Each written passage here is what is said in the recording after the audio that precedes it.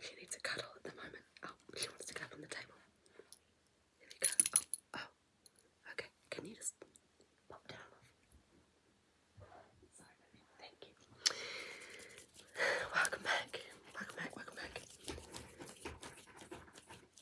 That sound in the background is Pug scratching her scratcher.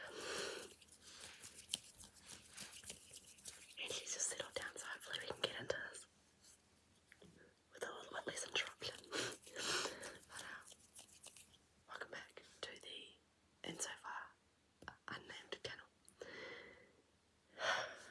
Dedicated viewers of the show will notice that I am filming this about 35 minutes after filming my first video. And that's on authenticity, that's on realism, that's on my neighbours locking their car at 12:30 for some fucking reason. But today, well, right now, we're going to be doing some tapping on some hardback books. I'm not sure if you can see behind me, but you can't because of the chair, but I have quite an extensive book collection. And that's only one of my 2 shelves. But I wanted to do some tapping on some hardbacks today because I think hardbacks make such a fabulous noise. And we're going to start today with one by a New Zealand author. We have The Bookseller at the End of the World by Ruth Shaw. This is Ruth's memoir biography. She owns 2 bookstores down in the South Island. I want to say Manapuri. Yeah, Manapuri. In Fiordland, in the deep south of New Zealand. Let me read you the blurb. Ruth Shaw runs 2 tiny bookshops in the remote village of Manapuri in Fiordland, in the deep south of New Zealand. This rich memoir weaves together stories of the characters who visit her bookshops, musings about favourite books, and bittersweet stories from Ruth's full and varied life.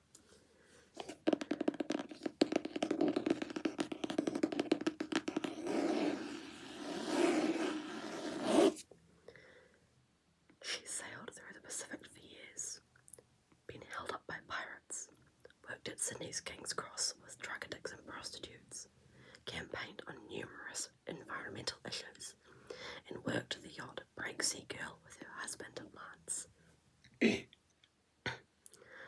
Underlining all her wanderings and adventures are some very deep losses and long-held pain.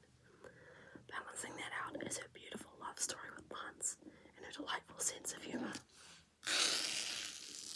This will make you weep, and make you laugh, and make you want to read more books,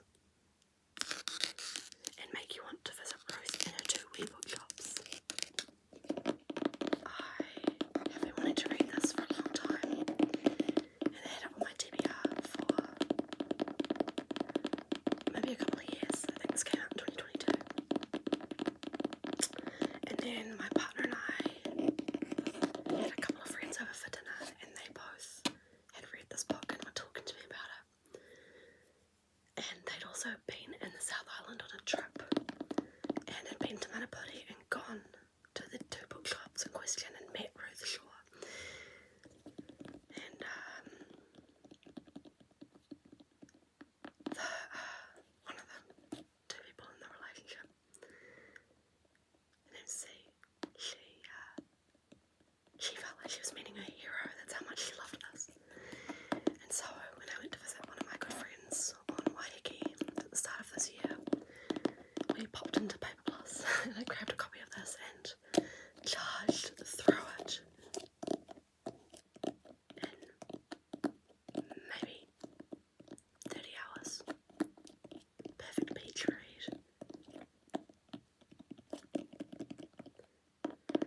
Really, really enjoyable. I gave it 5 stars. And it's got good sound quality as well. Firstly, look at these amazing, beautiful end pages. Stop it. Isn't that divine? We got little cups of tea or coffee, open books, book stacks, closed books, teapot.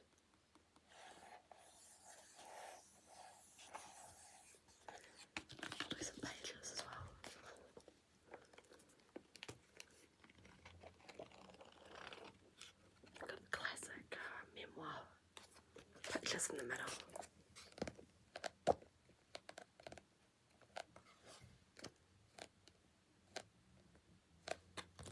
Don't know how aesthetic that is.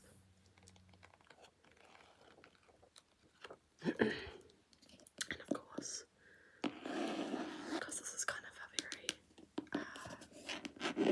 almost woodeny hardback, we have lovely scratching noises and then nail tapping noises and fingertip noises as well. This hand is less coordinated because it's my non-dominant hand. I suppose it will come with time. Yes. I highly recommend this. I found it very enjoyable. She's lived a very textured and interesting life. Excuse all my throat blaring. The next one is Maggie Stiefvater. I hope I'm pronouncing her surname right. I've never really known. The Raven Boys. I have the whole series down on my shelf, but I just picked the first one. Although, I think this is my favourite in the series. This one has a dust jacket. And underneath it has... It's nice underneath too. We can do both. But, this one I read for the first time when I was back in university. I listened to the audiobooks and they're fabulous, fabulous audiobooks. I'm not really much of a fantasy or sci-fi or kind of, you know, non-realism reader. It's just not really my thing, but this ended up being a very beloved exception to the rule. And these covers, this one's gorgeous. Dream Thieves is kind of ugly, and then Blue Lily Lily Blue and the Raven King are beautiful again. You take this dust jacket off. Oh, that's nice. Pop that to the side. And just do a little bit of tapping on here too. This one's a little bit different to the first one. You can see, maybe probably not because the camera quality is a bit bad, but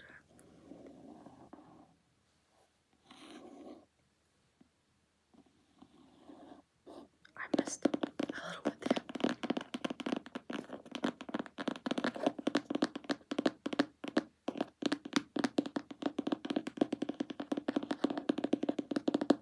That's very nice. We'll flip through these pages too, shall we?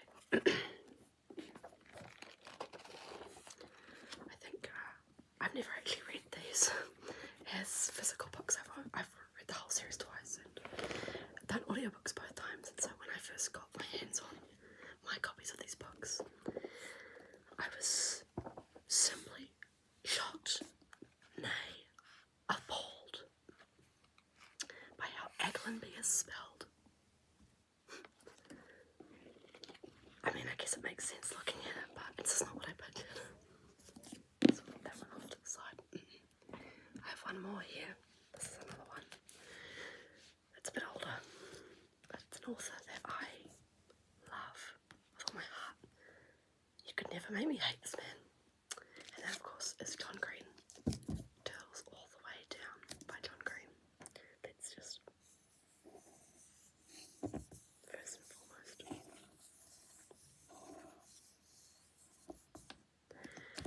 Now, I have read all of John Green's books. I will be purchasing Everything is Tuberculosis when it comes out.